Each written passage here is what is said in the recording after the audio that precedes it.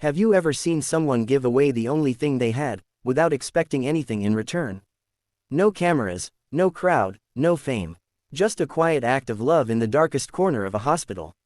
This is the story of such a woman, a poor nurse named Sophia, and how her one small, selfless act changed not just one life, but many.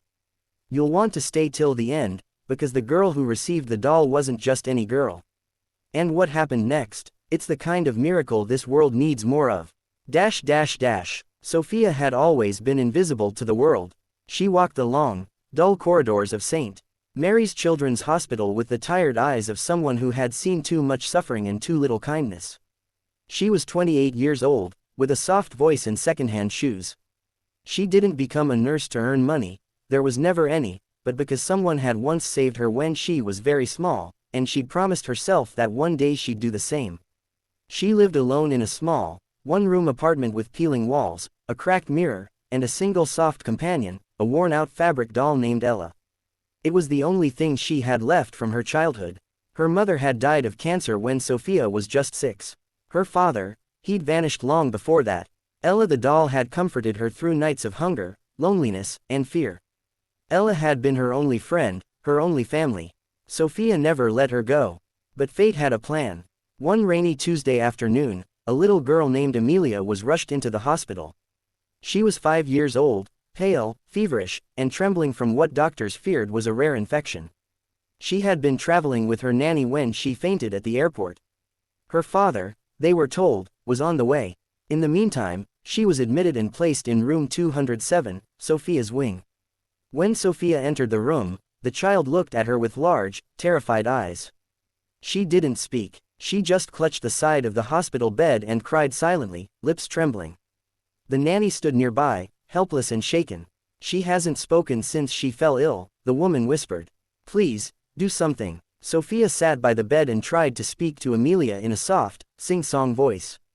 She offered her the little toy from the hospital playroom, but Amelia turned her head away. Hours passed. Medicines were given. Tests were done. But the child didn't say a word.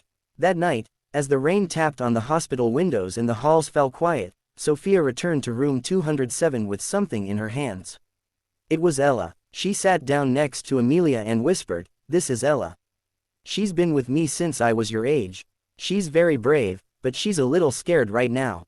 Do you think, maybe you could hold her for a while?" Amelia looked at the doll. It was faded, with one button missing and a little tear near the hem. But there was something about it, something warm. Slowly, Amelia reached out and held the doll to her chest. She didn't say anything, but she didn't cry that night. The next morning, she smiled. What Sophia didn't know was that Amelia was not just another patient. Her father was Ethan Grayson, CEO of one of the largest tech companies in the country. A billionaire, a widower, a man known in the corporate world for his ruthlessness and silence.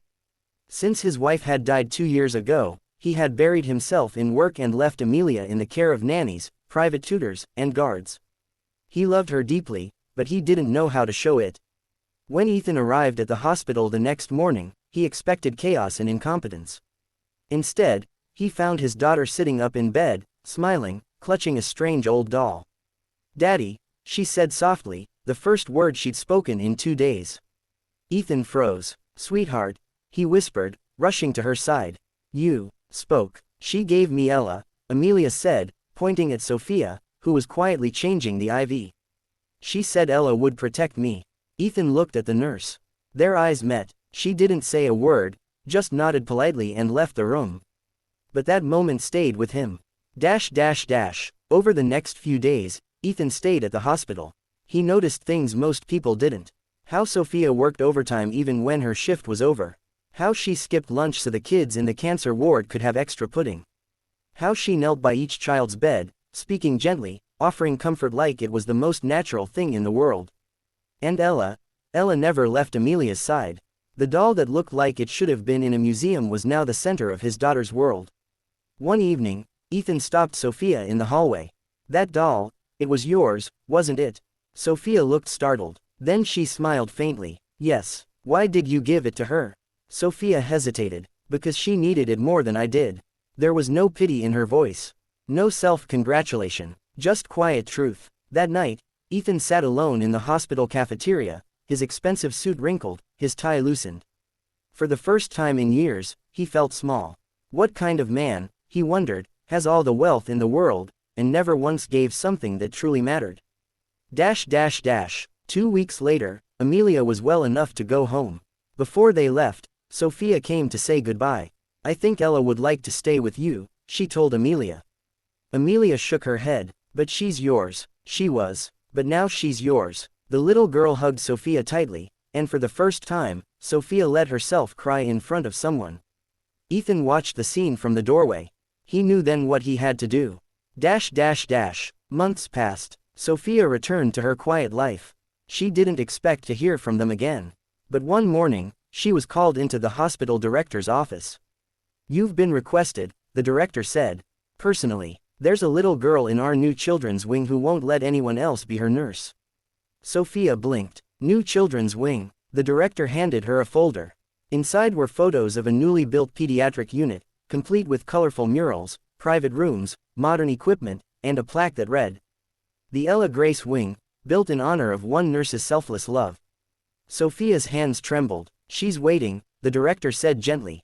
Sophia walked through the halls, now brighter, filled with laughter and color, and entered a room where Amelia sat with her arms wide open. Ella missed you, she giggled, and standing behind her was Ethan Grayson, not in a suit, but in jeans and a sweater, his eyes warm. I hope you don't mind, he said. I wanted to make sure no nurse would ever have to choose between keeping their memories and healing someone else's. Sophia smiled. I didn't lose Ella, I just shared her. Ethan looked at her then, really looked at her, and saw not just a nurse, but a woman whose heart could light up a world. Months turned into years. Ethan and Sophia saw more of each other. First as co-workers, then as friends. Slowly, something more. The billionaire CEO and the poor nurse. And in the center of it all, was a little fabric doll with one missing button. So the next time you feel invisible, remember Sophia. She didn't have wealth. She didn't have power. She only had love. And that was enough to change a life. Maybe even her own.